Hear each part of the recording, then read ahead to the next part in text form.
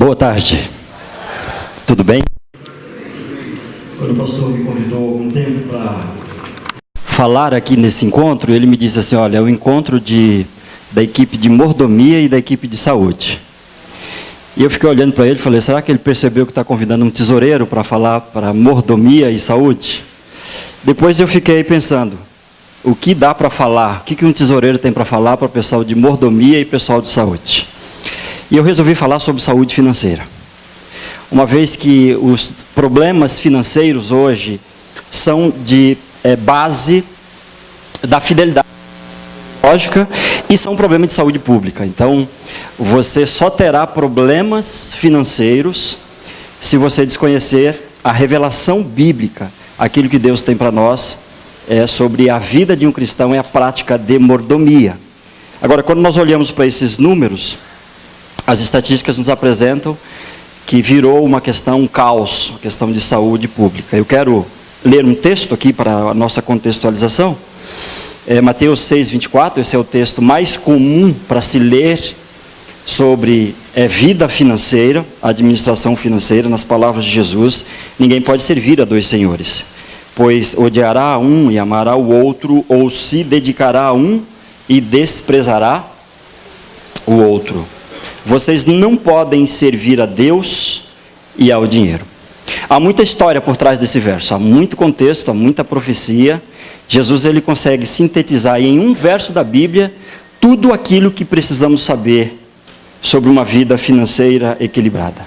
Se não tivesse nenhum outro texto bíblico, esse aqui era suficiente. Jesus escreve sobre a influência daquilo que nós chamamos da segunda camada do dinheiro, que são as influências especialmente de Babilônia, ou de qualquer outra nação que se tornou um império mundial, e a história das conquistas desse mundo, todas estão relacionadas a Mamon, ou amor ao dinheiro, ou amor às riquezas. Então Jesus ele escreve sobre esse efeito, ele faz uma constatação daquilo que era a prática comum já nos seus dias, no mercado financeiro. Paulo também escreve sobre isso, né? Paulo ele parece um pouco mais exagerado, quando ele fala lá em Timóteo, que o amor ao dinheiro é a raiz de todos os males, né? Ele parece fazer uma contradição com Gênesis, mas Jesus ele usa isso aqui com base no contexto do momento, e parece que muito mais, olhando para a nossa realidade hoje. A relação do ser humano com os recursos, com o dinheiro, é debatida longamente ao longo da história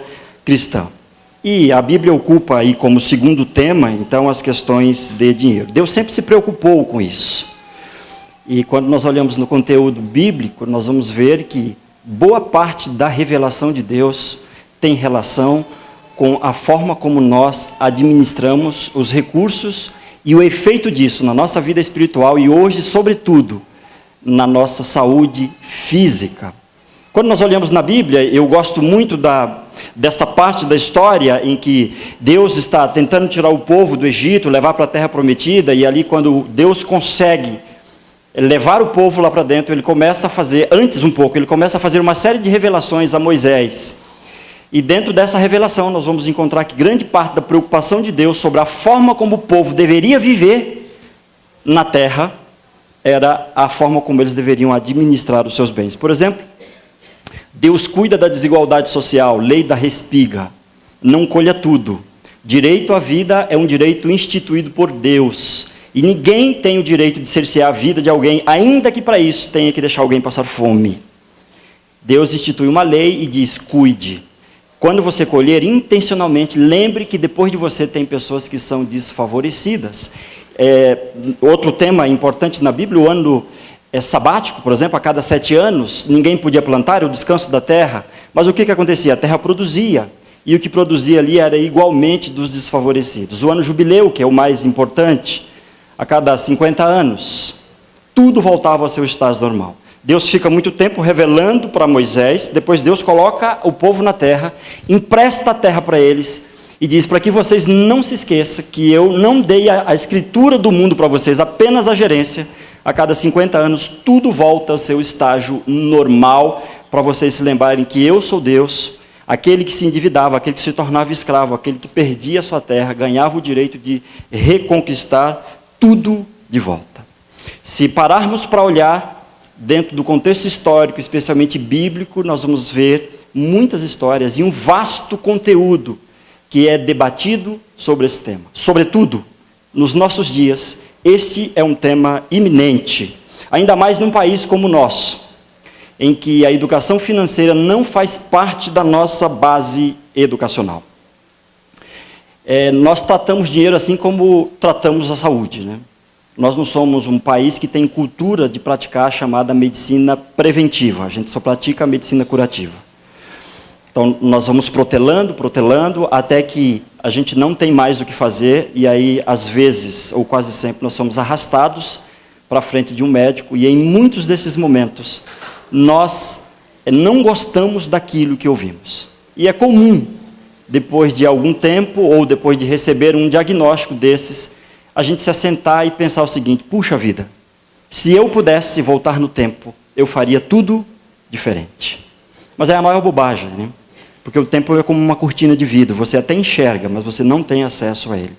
Quando a gente fala em vida financeira, também nós incorremos nesse mesmo erro. Nós não praticamos uma gestão financeira preventiva, nós praticamos uma gestão financeira curativa. E aqui está a base da doença, aqui está a base do problema financeiro hoje. A Bíblia inteira, ela fala de uma gestão financeira preventiva. É comum encontrar pessoas administrando seus recursos por aquilo que encontra na conta bancária. E alguns ainda se dão o luxo de adicionar aquilo ali, por exemplo, um limite de cartão ou um limite de conta. E aí nós vamos criando alguns problemas. Nós somos a geração mais evoluída do ponto de vista científico, mas talvez a geração com a mentalidade mais atrofiada do ponto de vista financeiro. Quando você pega uma tarjinha de plástico, passa na maquininha, gasta um dinheiro que não tem para comprar o que não precisa, para mostrar para quem você não conhece, quem você não é, isso você não aprende no Evangelho. Então, pessoas que estão evoluídas, graduadas, pessoas com boa formação, mas que não conseguem administrar a sua vida financeira. Dentro desse aspecto e desse contexto, duas áreas da nossa vida são grandemente afetadas pela forma como nós ganhamos e pela forma como nós gastamos o nosso dinheiro. Uma delas é a nossa espiritualidade, é a fidelidade, é a mordomia cristã. Não no sentido de vida boa, né, mas no sentido de ofício, porque mordomia na Bíblia não é estar na praia tomando água de coco, né? Mordomia na Bíblia não é um turista, é um peregrino. É alguém que vive para um ofício, que é a fidelidade cristã. E a nossa saúde também. Então, dois aspectos. Olhando, por exemplo, para o aspecto da saúde. Não sei se você já ouviu falar numa doença chamada oneomania. Oneomania é a doença do consumo. 8% da população mundial hoje é clinicamente diagnosticada e tratada. A oneomania é uma dependência, como qualquer uma outra, tão severa quanto a química.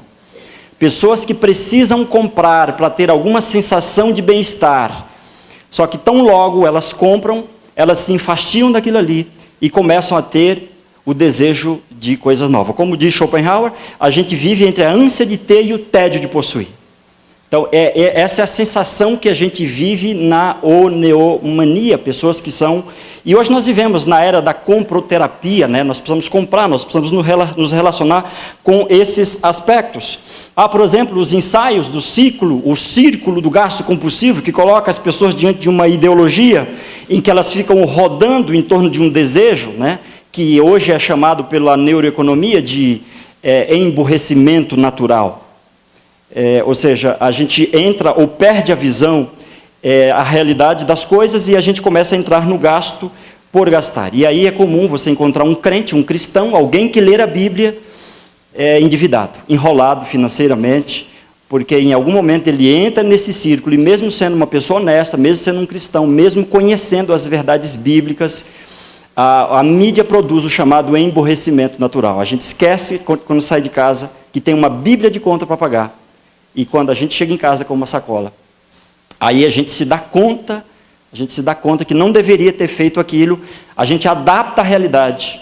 A gente diz assim, eu dou o duro o dia inteiro, né? Se não precisar parcelo, e há uma infinidade de opções para nós, e isso nos coloca de volta dentro do mesmo círculo.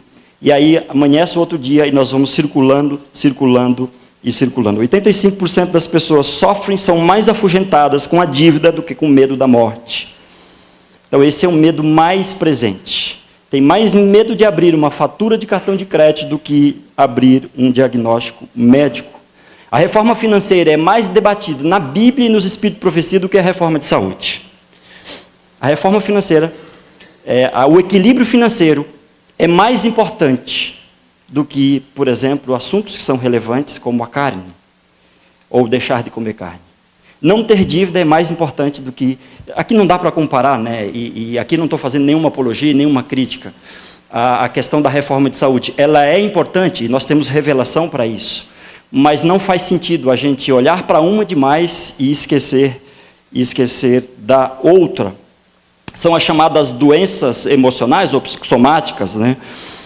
Que vão tomando conta da nossa vida. Olha alguns efeitos, por exemplo, das dívidas na saúde e na vida. 27% a mais de estresse tem os endividados. Aquele que tem problema de dívida, 27% sofrem a mais do que uma pessoa que não tinha dívida, a possibilidade de sofrer de estresse. Depressão, angústia, as cobranças, quando toca o telefone, a técnica de mudar o endereço, ou de não deixar ninguém abrir as suas correspondências, né? Olha um outro problema, né? O problema do relacionamento. 65% dos divórcios são ocasionados por problemas financeiros, por desequilíbrio financeiro. 73% dos casais mentem para os seus cônjuges sobre a sua vida. Obrigado, pastorzão. Sobre a sua vida financeira. No estado de São Paulo, 38% dos divórcios são por problemas diretamente ocasionados por problemas financeiros. Amarrou aqui, irmãos. Então, coisas que vão afetando a nossa saúde. A queda de produtividade. A dívida hoje é responsável por 11%, segundo os últimos estudos. 11% de queda numa produtividade. Se você tem uma empresa, você sabe o que significa isso no seu faturamento. 22% das pessoas ficam pelo menos 5 horas por semana, perdem do seu trabalho, tratando das suas dívidas e da sua vida pessoal. É um problema de saúde pública e é um tema que precisa ser encarado e tratado hoje por equipes de saúde. Falando de vida financeira e espiritualidade, irmãos, esse não é um ídolo qualquer em que nós deixamos pelo canto dentro de casa e a gente acende uma vela para ele de vez em quando. Esse é um ídolo que tem um espírito e ele possui os seus adoradores. Por isso Jesus falou que não dá para servir a 2 senhores. Então aqui ele coloca o dinheiro como um Deus. E esse Mamon é um Deus injusto, porque ele sequestra e ele mata os seus próprios súditos. Ele cria sistemas econômicos e modelos em que produz a desigualdade entre as pessoas. Outro dia eu li um livro chamado Um Assassinato Legal. E é muito interessante. E é ocasionado por esses aspectos também. Nós temos quase 6 milhões de leis no nosso país. Mas mesmo assim pessoas morrem de fome. E nós não nos preocupamos com isso. A lesão seguida de morte. Fome é uma lesão que pode causar a morte. É interessante o ser humano, quando Deus nos criou, Ele nos criou em função intermediária. Como seres humanos, nós somos maiores do que os outros seres da criação, e nós somos inferiores a Deus, e nós não podemos nos esquecer da nossa posição. Nós sempre somos responsáveis pela sustentabilidade, pelo que acontece no mundo, e nós respondemos para Deus, e essa é uma questão de mordomia, uma questão de fidelidade cristã. Eu tenho encontrado muitas pessoas que pagam um tributo chamado dízimos e ofertas. E acham que porque transformou isso num tributo dos mais difíceis de pagar, podem se acharem fiéis mordomos. Mas a fidelidade, ela é muito mais abrangente do que todos esses aspectos. Na Bíblia, fé e mordomia cristã, fé e fidelidade formam um binômio. É um equívoco dizer que somos cristãos, dizer que temos fé, se não lutamos ou se não praticamos a mordomia cristã. Isso não se separa dentro da Bíblia. É um equívoco achar que somos cristãos sem a prática da administração financeira, sem a prática do orçamento, do controle de gastos, sem cumprir os desígnios de Deus. Aqui a gente fala de dízimos e oferta, o verdadeiro entendimento, irmãos, da vida financeira, de como ganhar e gastar, trará os atos do Pentecostes de volta nos nossos dias. Se entendermos o que é dinheiro na Bíblia e administrarmos a fidelidade muito mais, que vai muito além de dízimos e ofertas. Se eu pudesse fazer uma pirâmide, eu colocaria dízimos e ofertas lá no topo da pirâmide.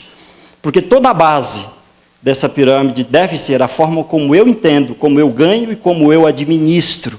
E dentro do aspecto de fidelidade, dizimar e ofertar é apenas uma consequência, que é o ato de reconhecer. Se eu reconheço que Deus me abençoou, então eu o devolvo. Quando eu vejo uma pessoa com problema de fidelidade, a impressão que dá é que o problema dela está relacionado aos conceitos de dinheiro, aos conceitos financeiros em que nós encontramos na Bíblia. Há uma teologia que presta um grande desserviço hoje quando o assunto é fidelidade. É a teologia da prosperidade com base em posse de bens temporais. E ela é muito difundida no nosso país, especialmente da década de 70 para cá, muito embora ela represente apenas 6% do movimento evangélico, mas ela foi capaz de deturpar a visão financeira ou a visão de mordomia para quase todas as pessoas. Muitos de nós, às vezes, acreditamos um pouco nessa teologia. Por exemplo, quando você lê Malaquias 3:10, qual a visão que você tem? Eu creio na teologia da prosperidade, mas não apenas com posse em bens temporais. Trazei todos os dízimos à casa do tesouro, para que haja mantimento na minha casa. Depois fazei prova de mim, se eu não vos abrir as janelas dos céus e derramar sobre vós bênçãos sem medidas. O que é bênção sem medida, ou o que é mantimento? É aquilo que está na Bíblia mesmo, irmãos. Agora, olha para Jesus, por exemplo. O que foi mantimento para Jesus? Você se lembra quando ele estava no deserto? Quando ele passou fome? O que era mantimento para Jesus? O que é mantimento? Ou o que é bênção sem medidas para esse povo, se não posse de bens temporais? Faltou muita coisa para Jesus. Jesus não tinha um carro, ele não tinha um avião, ele não tinha um terno fio 180, ele não tinha muitas coisas que nós temos. Jesus passou privação de alimentos, em muitos momentos nós encontramos na Bíblia. Então, o que foi bênção sem medidas para Jesus? Quando ele estava, por exemplo, no deserto há 40 dias sem comer, que o diabo foi para ele e falou, transforma pedra em pão e come. O que seria bênção sem medida para Jesus? Transformar pedra em pão e comer? Ou cumprir os desígnios de Deus? O que é bênção sem medida? É Deus mimando aqueles que devolvem para ele uma partezinha daquilo que é dele, que está emprestado, que daqui a pouco vai voltar para as mãos de Deus? Porque quando a morte nos alcançar, nós não vamos levar nada. Ou é Deus preparando-nos para cumprir todos os seus desígnios, e dentro do desígnio de Deus também está a posse de bens temporais. O desígnio de Deus para Jesus era salvar. Então, para ele não fazia sentido pular do templo ou transformar pedras em pão, porque a pergunta que Jesus respondia é, se eu transformar essas pedras em pão e comer, vou salvar alguém? Vou cumprir o desígnio? Então, é importante entendermos dentro do aspecto de fidelidade que nós temos que cumprir o desígnio de Deus. E no nosso caso, Romanos 12:2, segunda parte, para que sejam capazes de experimentar e comprovar a boa, agradável e perfeita vontade de Deus. Esse é o desígnio de Deus para nós. A fidelidade não é porque nós queremos mais, ou porque queremos receber em troca apenas bens temporais, mas é para conhecer e comprovar qual é a agradável e perfeita vontade de Deus. Mateus também diz assim, olha, o reino do céu também é semelhante a um negociante que procura a pérola preciosa, e tendo encontrado a pérola de grande valor, foi e vendeu tudo que tinha e comprou. O objetivo da fidelidade, irmãos, é a pérola de grande valor, e a pérola de grande valor para nós é a eternidade. Tudo que nós mais queremos aqui, nós teremos de graça lá na eternidade. A gente luta para ter um carro bom, a Bíblia não diz que isso é errado. A gente luta para ter uma casa boa, a Bíblia não diz que isso é errado. Lá no céu não vamos morar numa casa de ouro. Nós lutamos para não envelhecer, cuidamos da aparência, lá nós vamos ser eternamente jovens. Nosso maior inimigo aqui é a morte, Apocalipse 1:18, eis que fui morto e agora vivo, e nas minhas mãos tenho a chave da morte e a chave do inferno. Em meio aos apelos do sistema econômico atual e maligno, as pessoas acabam por serem sequestradas pelo consumismo desenfreado e pela preocupação com o próprio eu. E aí muitos de nós, então, transgredimos aquilo que está na palavra de Deus. Como cristãos, devemos viver uma vida diferente do mundo. E essa renúncia deve ser motivada pela nossa percepção da eternidade. E não apenas pelos nossos próprios interesses. Nós não somos clientes de um sistema global. Nós não somos clientes de um Deus em que atende às nossas requisições a cada momento. Nós somos cidadãos de um reino. E nessa perspectiva nós descobriremos que a maioria das coisas em que nós gastamos o nosso dinheiro não tem nenhum valor para a nossa sobrevivência. Aliás, quando a gente fala em sobrevivência, esse é o contexto da Bíblia. Deus nos dá para a nossa sobrevivência. Nos dá também para o desenvolvimento do nosso caráter. E o que é a sobrevivência? Você está num barquinho, tem uma tempestade, você tem do seu lado um colete salva-vida, do outro lado você tem uma caixinha com 10 quilos de notas de 100. O que é sobrevivência para você nesse momento? Deus nos dá para a nossa sobrevivência, para as nossas prodigalidades. A Bíblia tem um negócio chamado freio, tesoura. Os nossos desejos são como ervas daninhas, né? Enquanto mais a gente corta, mais eles crescem. O ideal da Bíblia aqui é ter sem deixar que o ter te tenha. Esse é o ideal em que nós encontramos. 2 erros que podemos evitar na nossa mordomia cristã. Um é gastar o dinheiro como gastam aqueles que não conhecem o Evangelho. O outro é ler o Evangelho como se fôssemos pobres e por esta razão achar que o Evangelho foi escrito para outras pessoas e que nós estamos desobrigados por causa do nosso instante financeiro ou da nossa percepção financeira, desobrigados a cumprir com o plano de Deus para a nossa vida. Gosto muito de Provérbios 10, 22, que diz: a bênção do Senhor é que traz a prosperidade. A verdadeira saúde, a verdadeira fidelidade é a bênção do Senhor. O cristão genuíno que desejar ser próspero deve trocar os valores, porque ser próspero é desejar menos, pois o menos lhe bastará. Então você percebe, aprender a administrar, ter uma vida mais simples, é que a gente vai receber e ver a bênção de Deus. Nossas maiores necessidades serão supridas pela bênção do Senhor e não pelas coisas. Daquele fatídico momento em que dos soldados que vigiavam o túmulo de Jesus, nós aprendemos uma grande lição. Eles, depois que testemunharam a ressurreição de Jesus, que foram aos líderes religiosos, eles aceitaram serem subornados para não dar testemunho da ressurreição de Jesus. E o que a gente aprende aqui é que para dar testemunho, nós não podemos ser subornado.